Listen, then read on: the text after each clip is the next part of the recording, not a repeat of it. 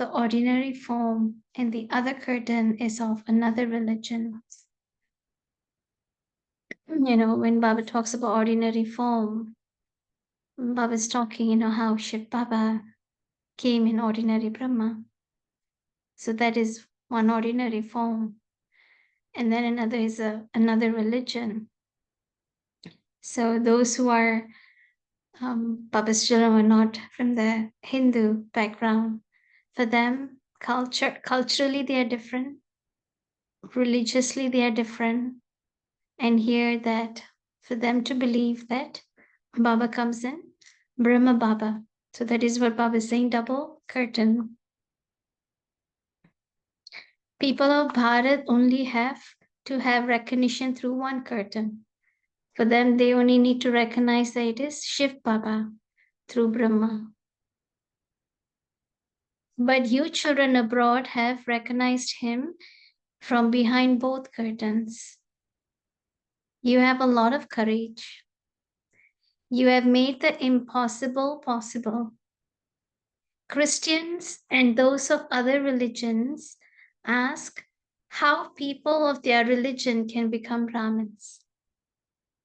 Even in Malaysia, we do have some of Baba's children from the Muslim background, Muslims. And, Malaysia being Muslim country, it's not easy for them to come to the center, attend classes. And so they do it very, very incognito way because Malaysia practices Sharia law of Islam. And they can be really outcasted by the community. So that's why Baba is saying here, they say that it is impossible. So you have made the impossible become possible. You are clever in understanding knowledge and also in accepting it. You are number one in both. However, when a mouse comes in between, you become afraid. Now, when some small test papers come, you become afraid. It is an easy path, but when you mix your ways thoughts, then those easy things become difficult.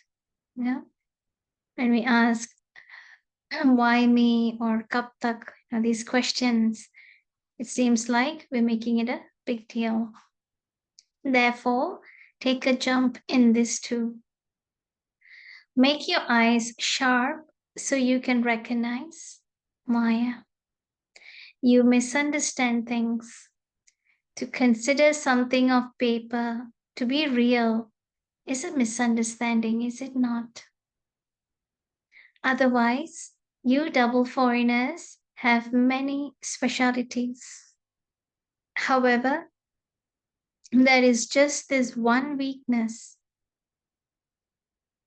Then you even laugh at yourself a great deal. When we look back at our past, whatever situation that seemed a big deal back then, and how we struggled, and now when we think about, we see, oh, it wasn't a big deal as much as I thought it was. Right?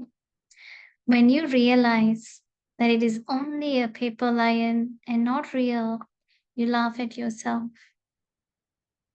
You check yourself and also change yourself.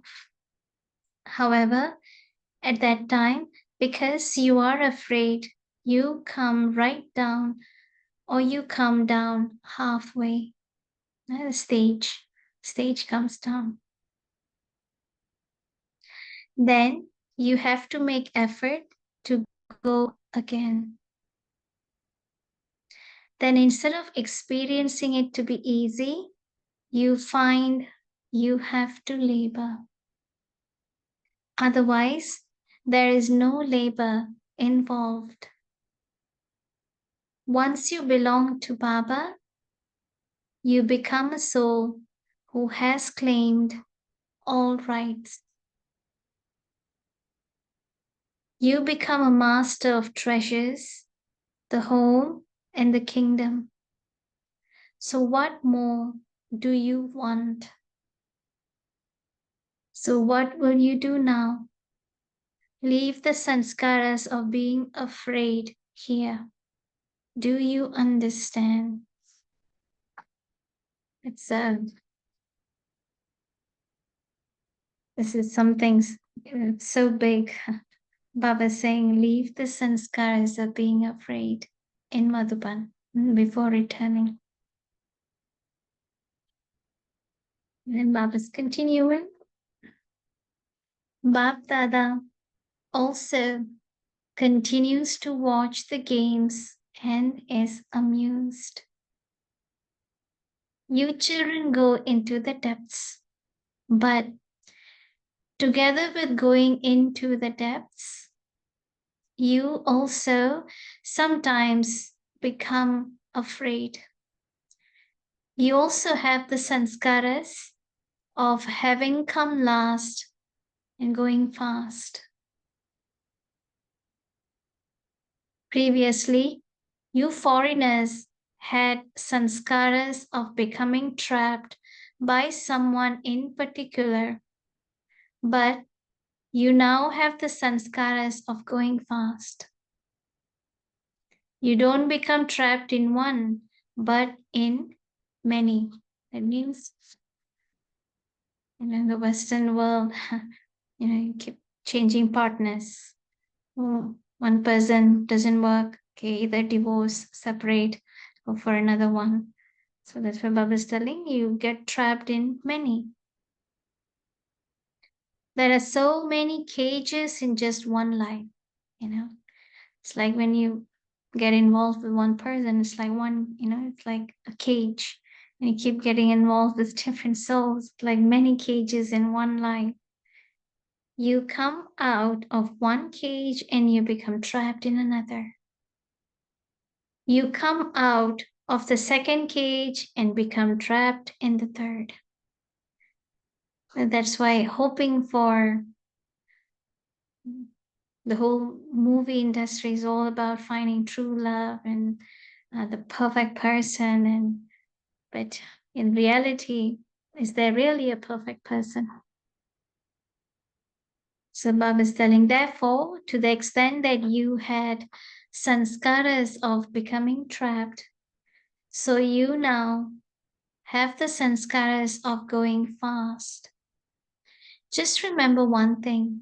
Don't make a small thing into something very big.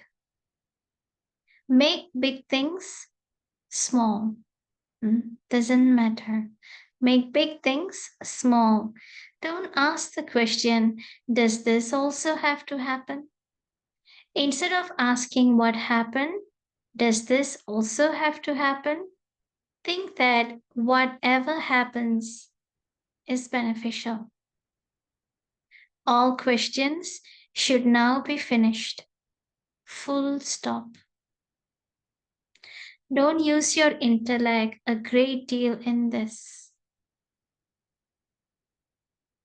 Otherwise, you waste energy and you don't experience yourself to be powerful. There are a lot more question marks. So now, when you leave Madhuban, the land of blessings, leave behind the question mark and go. Having put a full stop. A question mark is difficult, but a full stop is easy. So Baba is telling, put full stop, then only we will have full stock, stock of all the treasures. So why do you put aside something easy and adopt something difficult? Energy is wasted in that. But when you apply a full stop, life becomes the best. One leads to waste and the other makes things the best.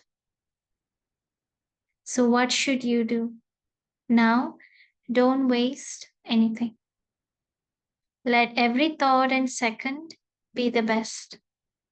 Acha. Now Baba has had a heart-to-heart conversation with the residents of London. Multi-million-fold love and remembrance from BapDada to all the long-lost and now found children who are residents of London. You may not have arrived in Madhuban in the corporeal form, but BapDada always sees all of you children personally in front of him. To all serviceable children, how can Baba mention each one's name personally? So to all you children, to all you cooperative souls who must all become carefree and maintain intoxication because your companion is Baba himself. Acha. Love and remembrance to everyone. Acha. Here it has blessing and slogan, I guess. In the Avyakt book, they don't have it. Oh, Baba's Murli. You know, when Baba said double curtains. So I remember there's this one doctor. Her name is Dr. Nuraini. And Dr. Nuraini, you know, she's Baba's child for many years, more than 20 years. And she used to run a clinic, her own clinic. And of course, you know, she would come to Baba's house, to the center there, the main center in Kuala Lumpur, every Thursday and Sunday. And then her neighbors, they started seeing her going to the center. And like I said, you know, for a Muslim to participate in a different culture or beliefs is a big no. And then they reported to the government authorities. And then they came. And there was one thing I remember, she was sharing her experience in the center after the Sunday morning class. There's a huge crowd in the center on Sundays. And she was just sharing how they were questioning her and why are you joining a cult? You are betraying Islam, your religion, and you're putting aside. And because she was getting all these medicine supplies, obviously, right, from the government for her clinic, they put a halt on medicine supplies to her clinic because she kept going to the center. And then we just asked her, so, sister, what are you going to do? She said, oh, I don't have to worry. It's not my clinic. It's Baba's clinic. It's Baba's medicine. Baba's going to handle it for sure. And she was not even worried. And here we are listening to her stories. And we were worried. We thought that, sister, I think you don't come for some time to the center, you know, till things get a bit, quiet. And she said, no, why should I give up Baba? And so anyhow, I think it probably that whole struggle went probably for a year, but she did not give up Baba. She did not give up Murli. She didn't give up center. She kept coming. And she lived above the clinic. So above the clinic, there are also other extra rooms. So whenever we would have guest sisters, we would put them there, to stay there. And then she would drive them to the center. So at least that part, says, sister, for some time, we won't send guests to your place till things get a bit quiet. So she said, okay, that's fine. But she kept on coming. And eventually, things changed. Eventually, things changed for her so much. But her gut, her courage, and her faith in Baba, we say atut vishwas, that unbroken trust. She held on to it. And Baba really protected her in many ways. But of course, she wasn't like a daredevil. I wouldn't say she's a daredevil, like trying to take risks. No. She knew what she could do and what she couldn't do, and what is legal and what is not legal. And she was just following that. But the threats that she got, it didn't shake her. So that was, when Baba spoke about double curtains, I just remembered her. She's still there. Of course, she's a bit old now, and she's not running the clinic because, she's aging. And the center takes care of her. She's done so much for Baba. And now Baba's taking care of her. Center's taking care, sending book to her, and sisters go and visit her, see if she needs anything, because she's a single soul. She's a Kumari her whole life. So that is, I'm sure a lot of Baba's children who are not in the Indian background, they have beautiful stories to share. How Baba touched them, what kept them going, what faith kept them, going, even though culturally and traditionally it was so different. And another aspect that Baba mentioned here, when you belong to Baba, you have all rights,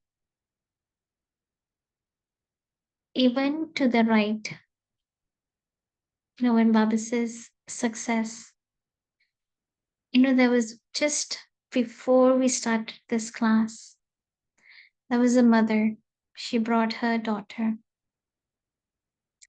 and she had this a lot of concern that the daughter is very successful. She's a doctor. She has a clinic, but she's not married, and they've tried looking for different boys for her, but nothing worked out. So the mother was so down, and been trying so many years, and it didn't happen for her. So I told the mother, bring your daughter here. So today they came, and so they were asking, as we were talking.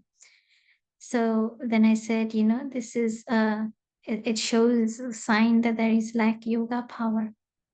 They said, no, I do my meditation. I even tell Baba, but sometimes I have the doubt that is Baba listening to me? Why isn't Baba says, Baba's my father. I have all rights. I have the right. Success is my birthright. So why is this? There is no success in me finding the right boy for my girl, for my daughter. So then, is Baba even listening to me? So I said, have you ever experienced that Baba listened to you in the past? She said, yeah, there were many times. So I said, if then, how many times does Baba have to prove to you that Baba is listening? How many times you have to put Baba in the tight spot? And so she was then thinking. And then when Baba said, you have all rights on Baba, it means Baba says, but there is also a question is, do I have faith in Baba? And do I have faith in drama? That everything will happen on its own timeline, not in the timeline that I create. So then she was thinking. She said, if every time Baba need to prove to you that Baba is listening to you and Baba is, guiding you, it comes to the question is, how much faith do you have in him? If you're always expecting Baba to prove to you. Mm. So then she was just thinking, she said, no, Baba is listening. And drama is also listening. when Baba says why, the question of why did this have to happen? Why isn't this happening? All of this is a thought of like a victim. Huh? Why me? Or why not me? All this question. It will always make us, feel so small, feel like less. And then when we see others, comparison, oh, they have it. And look at me. I am so accomplished. I'm so good. I'm very kind. And yet, why is this not happening for me? Why is this happening to me? But then also Baba says, every situation is a gift to us. Remember the Sunday Murli? Every tufan is a gift, is a tofa. And to see and understand that it is a gift is to first trust that there is something coming up from this situation, whatever that is happening, what it is teaching me. If I'm not sure what it is teaching me, Baba, what is this situation trying to teach me? What is it that I need to learn? And I haven't learned yet. Baba, guide me. And Baba, I trust that whatever the result is, whatever the outcome that is going to happen, it is the best for me. And you are always there with me. And you're always guiding me because I belong to you and you belong to me. So it's just, a lot of these examples. Of course, there are so many examples, but would love to hear if anyone would like to share.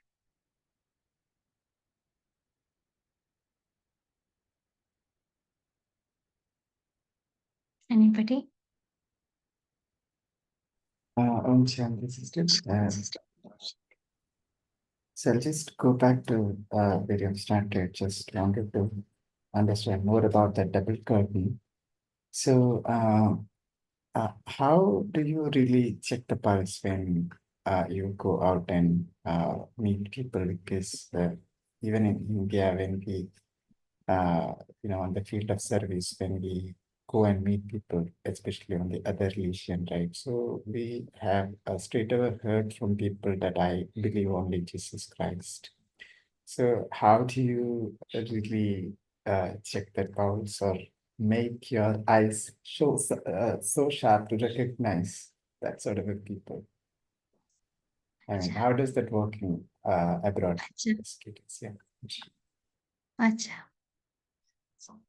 So, of course, meeting in person, when we used to give the courses or whoever, when we meet in person, it's much more prominent from the vibration, from the eye language, from the body language. You can feel whether they are interested in believing what you are sharing or they just rejecting internally what you are sharing. And the first question is, what is the purpose? We always ask, actually, in the first lesson, when we are meeting for the first time, that what prompted you to join this class? What made you, to register for this class? So we check with all of them, and then we ask them, so what does spirituality mean for you? So then they just share what they want to share. And a lot of times people, before they even come here or join the classes, they've already read the whole biography about Brahma Kumaris. Indians, anyways, they know because of Shivani Ben, but the Western souls especially, they've done their research and before coming. And when they come, the first lessons, I would say 90% of souls, they're able to digest, they're able to accept that we are all souls. But of course, there are still some 10% who don't believe on soul. They don't believe that such thing as soul exists. They feel that this is just me, and once I die, and that's it, I'm done, I'm perished. But at least 90% would understand about soul. And when it comes to the second lesson about God, So that is when filtration happens. That we have had instances where people who are atheists, they don't believe in God, they also join the classes. So before we start the second lesson, we will tell them that, in the first lesson, you understood about who I am. Now comes the second is, who do I truly belong to? As a soul, who does this soul belong to? And we tell them, in this class, I invite you to have an open mind when you are in this lesson. This lesson is about the divine connection, connection with the divine. And I invite you to have an open mind. And if you feel that you can't relate or you can't connect now, we say, give it some time, give it some time.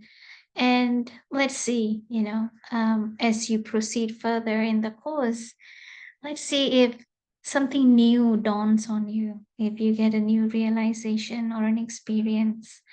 So we always tell them, have an open mind. Nothing is forced. It's not that you have to accept everything, but you're welcome to join and listen and try to understand what is being shared here. And so I remember two souls who took the course. I remember this was back in 2007. They came to the center and they took the course. And in the beginning, that they were kind of um, uh, they didn't reject outwardly. It wasn't like they were complaining outwardly. They would reject or being sarcastic. But you could see that, from the body movement, from the eyes, you can say whether they're interested or not. And I thought, after the second lesson that they're not going to come, but they stayed. They came, they finished the course. And then I thought, maybe after the course they would drop out, when we go for introduction to Murli. So here in LA Center, we call it LOG, Language of God. So we don't read the full Murli to them. We've created a 12-lesson course, Language of God. And for this, each lesson, we pick a theme. Say, bhakti is one theme. Say, destruction is one theme. Say, golden age is one theme. So we have finalized, we read many Murlis, then we finalized, which we don't read, like I said, the full Murli, but the excerpts, certain paragraphs from that Murli we pick up. And then we would read to them, we explain to them, and then we give them homeworks. And then we tell them to churn, to reflect on. And then in the next class, they share. Then we move to a different theme.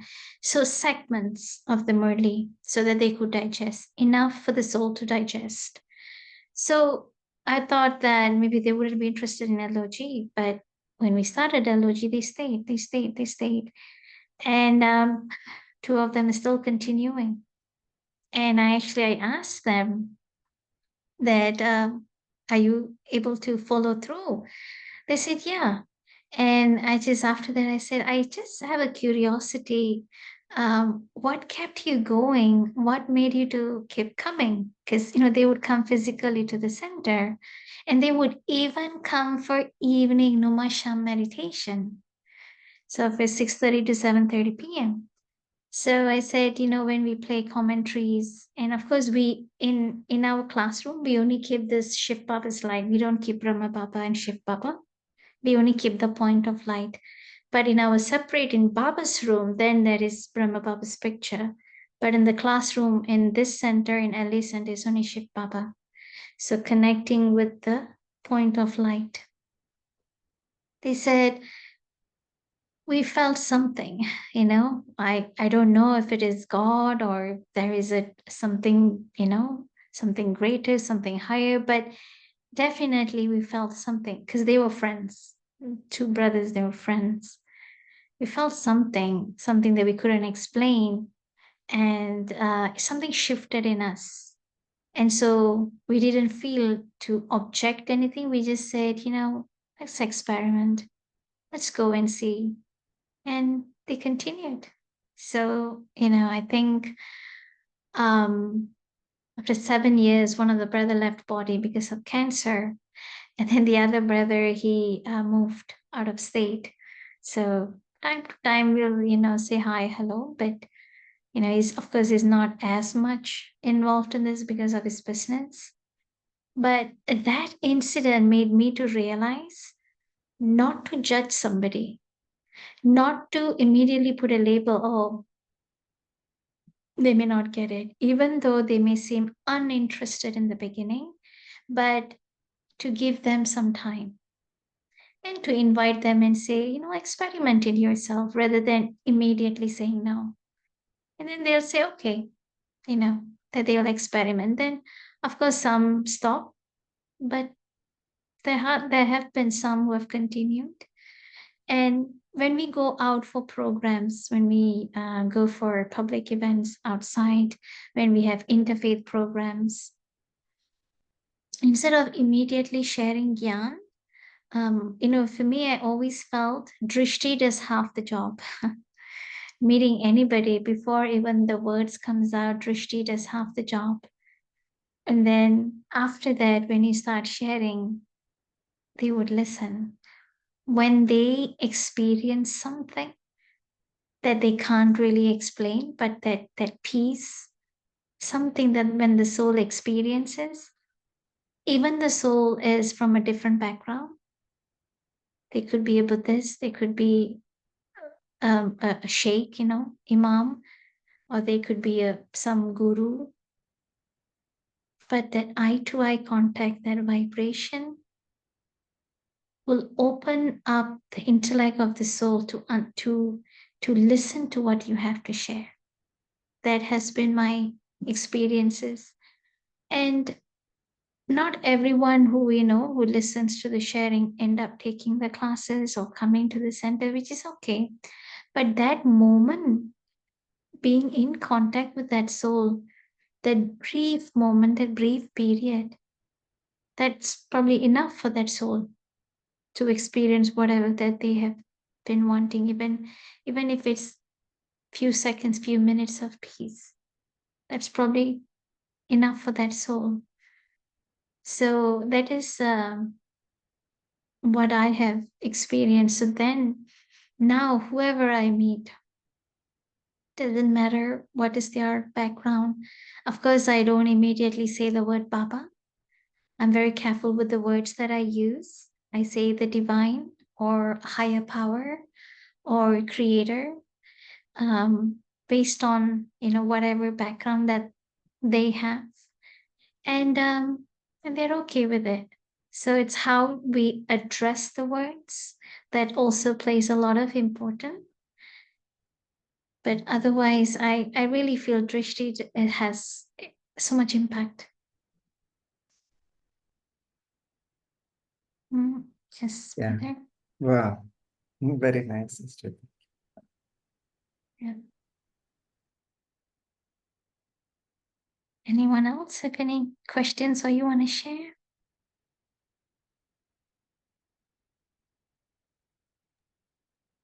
The sharing actually brought that let's be aware of the sensitivity of people's mindset as well as the environment in which we live, because ultimately we need to make that royalty as reality. That's only possible when we take the now. I think agility and awareness is something which is must kind of an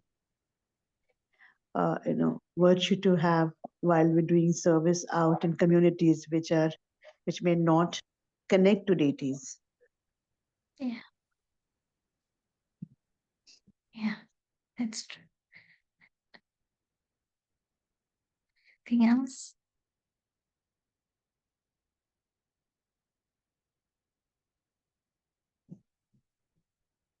Another If thing that you shared some time back, sister, about an experience of how many times Baba needs to prove that he is listening to you. And there's one experience which just happened a day before. I'd never sat in yoga for hours together. And there is some competition going on in the yagya here in India. And The objective was not participating in the competition, but the objective was to give myself that opportunity to test whether I can sit that longer. And of course, a couple of practice was being done, but I could never stretch more than an hour or so. And that was like, oh, now the hour has got completed. Let me just move on. But on the final day, the 3 hours, before the 3 hours, I told Baba, I don't know how it's going to be happening. I only know that you're there with me. And I also had this question, Baba, if you're there, if you say you are there with me as my best friend, as my companion, then it's today's the chance for us to be together. It was like very childlike kind of a space, but actually I experienced that for 3 hours. Like it was first ever time in so many years of being in knowledge, almost 10 years now, that 3 hours sitting in one position and just being with Baba, with all those thoughts that were coming in. Not that all 3 hours were with Baba, but no, that experience was, it's only that we don't allow Baba in our world. The moment we allow, the world is very different. And that we allow space for me was so clear that day that it's all about somewhere that ego of proving is there, which comes in our way between I and Baba. So it's only me who is the hurdle.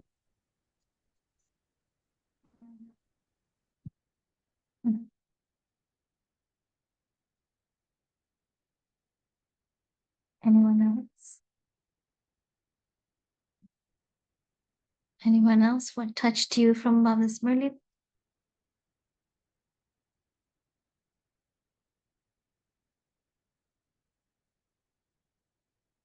Coming last and going fast. They have the sanskaras. Leave the sanskaras a question mark. Put full stop. Yeah, that's true. Full stop will bring full stock. And I think that's the punchline of today's Murli, full stop and have full stock. Yeah, full stop, full stock. Because if we keep asking questions, why this, why that, something beautiful will come out of it. But the more I am creating a lot of negative thoughts about it, a lot of waste thoughts, it's like I am sending that negative energy to the universe, And it seems that finally, when whatever has to happen happens, I feel like, oh, finally, then I can't enjoy it. And also, this question of why and what, it's gonna draw a gap between me and Baba. Because over a period of time, without realizing, doubts will take me away from Baba. I may feel, oh, Baba's not there, Baba's not helping, Baba's not listening, or maybe I'm not worth it, or how long should I struggle? Maybe I really can't do it. Maybe this dharana is not for me. And a lot of questions creeps in the moment we start asking all this why, what, how. And so this is why Baba is telling, put all this question aside. And really, Baba is also, in a way, telling us to have patience. Baba says, have the patience. Everything will happen on its own timeline, not in the timeline that I've created or that I want it to happen. Have faith in drama too. Have faith in Baba too. And that's really what Baba is saying, sort of full stop to waste thoughts. And what else? What else touched you?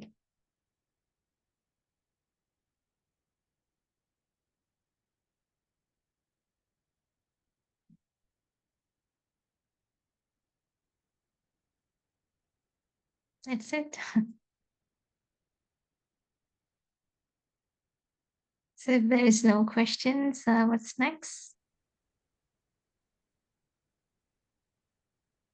Pitches by. Sister, we can move on to meditation. Okay, And just I one think last yeah. question. It's about being afraid. Okay. So, so how do we really make someone who's afraid of anything? Some will have some might be afraid of going out, or some might be afraid of people, and this fear, right? So, what is the practice that one must do to come out of this fear? To do it.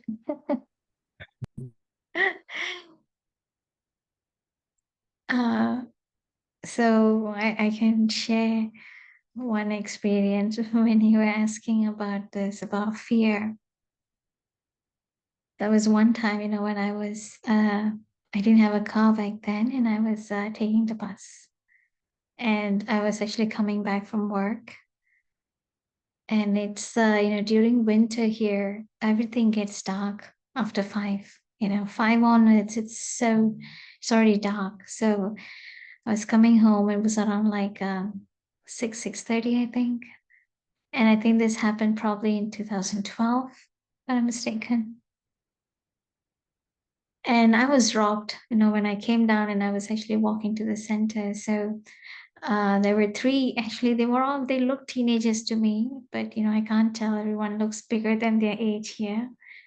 And one put a knife, in my abdomen. And then there was a girl, and she was, taking my bags and checking pockets and everything. And then after that, I walked to the center, and, anyways, I had to call the bank and cancel the card and call my phone company, cancel the number. So all of that I had to do.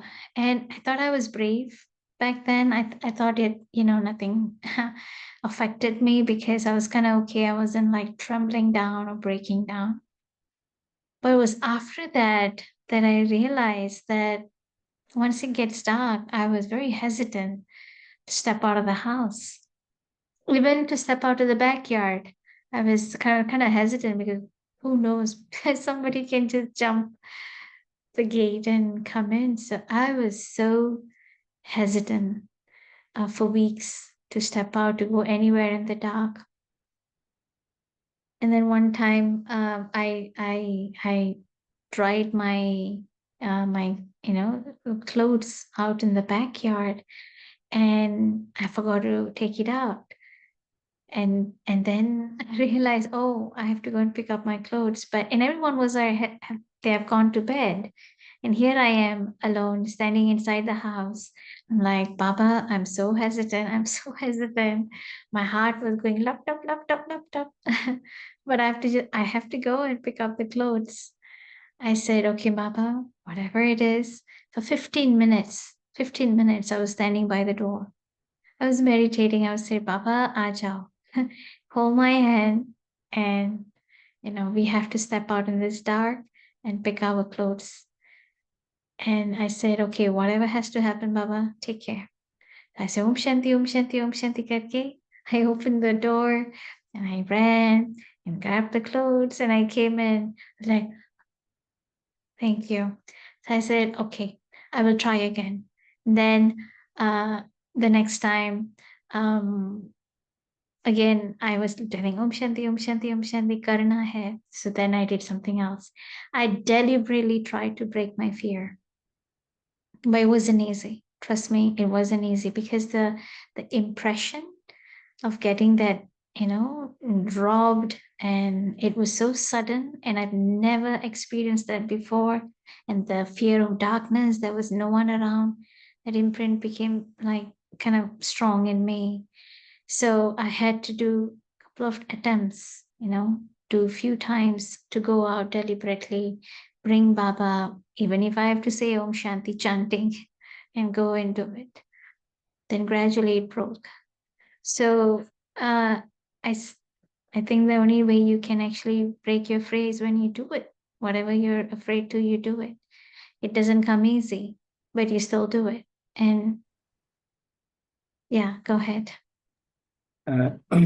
Yeah, understood. Yeah, so it's more of understanding what we are afraid of, and then showing some courage to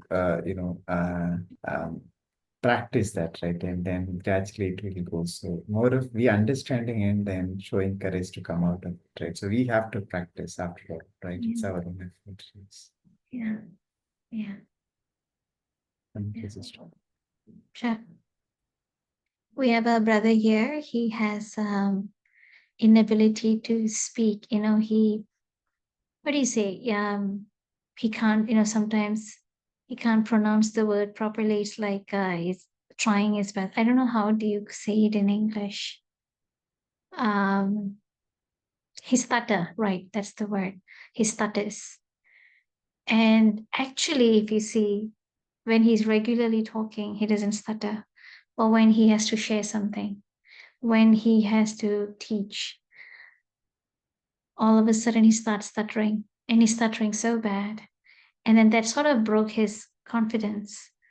And he said, Ben, अभी आप मुझे बोलना नहीं कि भैया तो share करो, ये सुनाओ, वो सुनाओ, देखो मैं कैसे स्टटर कर रही हूँ, कैसे स्टटर कर रही हूँ. So then I just told him, भैया, have you realized when you're just regularly talking to us, you don't stutter? But when you're nervous, you stutter? So meaning you have to break that nervousness, then only you'll stop stuttering. So you have to deliberately share. You have to, even if it's just a few minutes, few sentences, even if it's just a Murli point. Even to share his Murli point in the big class, he stutters.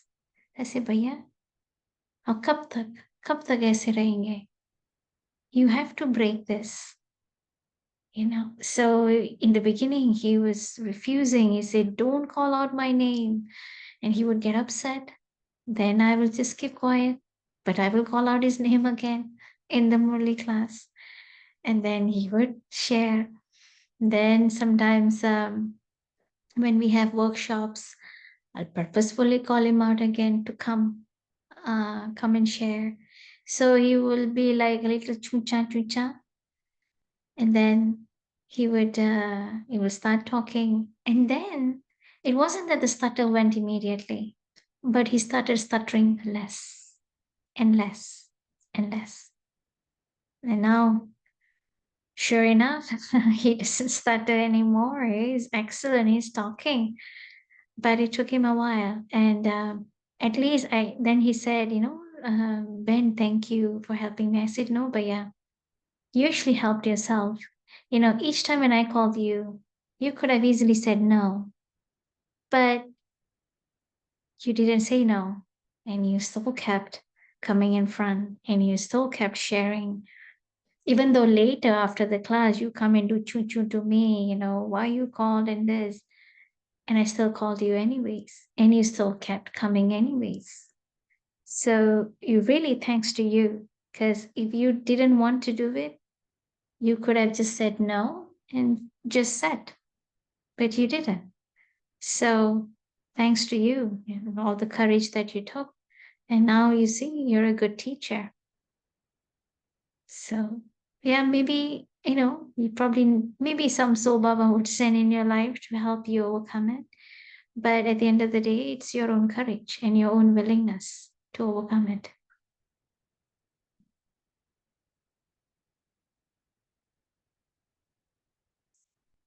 Go to bed with badge. So nighttime, no fear. Yeah, really class. Wonderful. I think we are good now. Om Shanti. Yes, Shanti. Just want to share something that when you do something fearlessly means you are in fear, but something happens very good. And when you achieve something, so you're so happy about it. So that time I just feel that there is something force is acting behind you and supporting you. So that time you feel that somebody is there to push you up. And Mhm. that is the reason you can have a successful things in life. So I can imagine now Baba is there with us and is forcing you to do that things so that you come out of the fear and do that work. Om Yeah, Shanti. Shanti. Today we want to play a nice song. We can end meditation with a nice song. Sure, sister, will do. Okay, so have a beautiful day. This Thursday we are celebrating Thanksgiving. So it's a tradition here in the, I think, US and Canada to have a Thanksgiving celebration. Of course, it has, a history behind it. It's every the last Thursday of November. Every year, whatever is the date, is the last Thursday of November. Every year we celebrate as a Thanksgiving. And we have, Papa's children, they come to the center. So after Murli, we have a Thanksgiving, we have special meals. So just wanted to wish all of you, we've kept in touch for this year for quite some time. And thank you for this opportunity, Lucky Ben. Love to always meet the family here. Love to share Papa's Gyan together. So thank you for this opportunity. And Thank you, Baba, and thank you, sister, for thank you. always coming up with such experimental experiences with us. Sure. And all of you, you're most welcome. You have a family here in Los Angeles.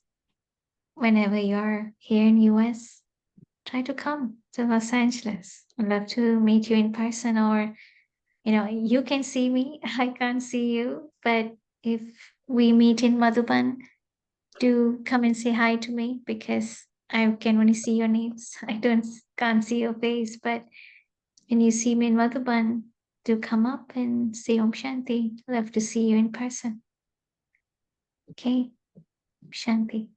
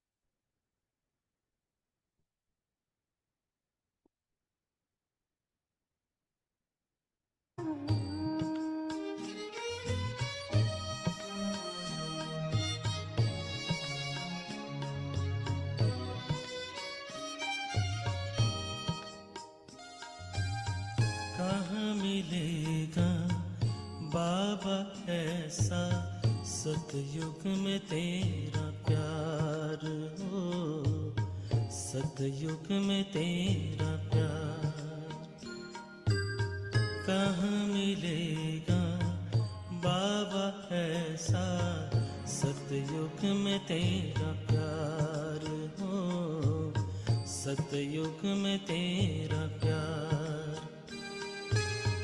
भले ही रौंके महलों में होंगे, भले ही रौंके महलों में होंगे, सुख के अति भरमार हो, कहाँ मिलेगा तेरा प्यार बाबा, कहाँ मिलेगा तेरा प्यार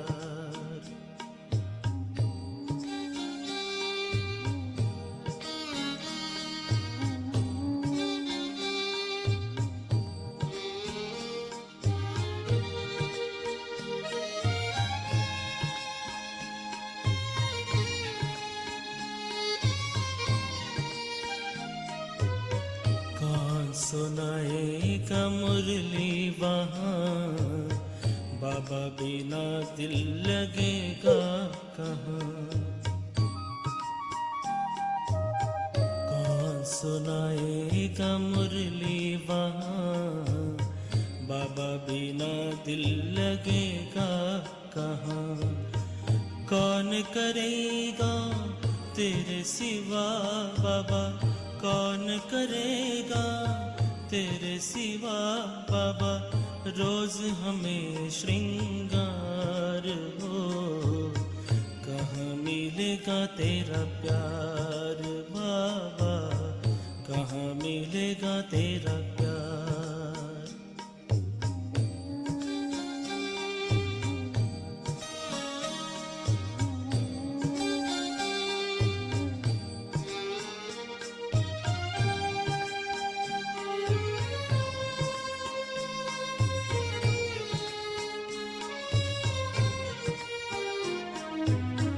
अभी तो बाहों में झुलाते हो, पलकों पे अपने बिठाते हो, ज्ञान रत्न से सजाते हो, मीठे मीठे बोल सुनाते हो।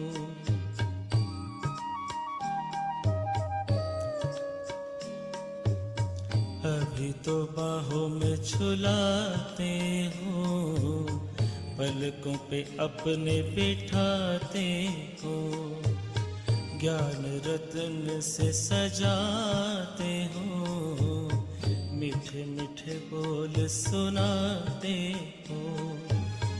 कैसे भूलेंगे तेरा बाबा, कैसे भूलेंगे तेरा बाबा, प्यार और दुलार हो, सतयुग में तेरा प्यार हो।